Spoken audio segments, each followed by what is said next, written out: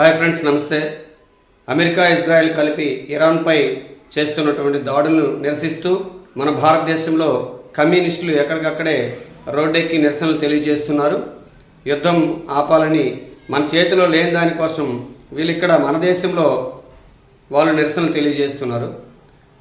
కానీ ఇదే సమయంలో పాకిస్తాన్తో మనకి యుద్ధం జరిగినప్పుడు ఆపరేషన్ సింధూర్ సమయంలో పాకిస్తాన్ వాళ్ళు సరెండర్ అయిపోయిన తర్వాత భారతదేశం ఎక్కడ యుద్ధం ఆపాలో అక్కడ ఆపింది.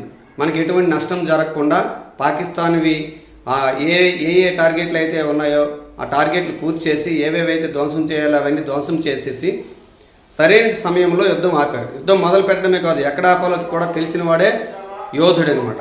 మరి అటువంటి సందర్భంలో ఇదే కమ్యూనిస్టులు ఏమన్నారంటే, యుద్ధం ఎందుకు ఆపాడు మోదీ పిరికివాడు, అది ఇది అని చెప్పారు. ఇప్పుడేం చెప్తున్నారు, ఇరాన్లో యుద్ధం జరుగుతుంటే మనకి నష్టం జరుగుతుంది, మనకి ధరలు పెరిగిపోతాయని అంటున్నారు. మరి అప్పుడు పాకిస్తాన్తో మనకి యుద్ధం జరిగినప్పుడు మన భారతదేశంలో నష్టం జరగదా? భారతదేశంలో ధరలు పెరిగిపోవా? ఎందుకు ఈ ద్వంద్వ వైఖరి వాళ్ళకి? మరి ఇది ప్రజలందరూ అర్థం చేసుకొని ఈ కమ్యూనిస్టులు చెప్పినటువంటి మాటలు నమ్మకుండా వాస్తవాలు గ్రహించి ప్రజలు మనగాలని చెప్పేసి కోరుకుంటూ సెలవు. నమస్తే.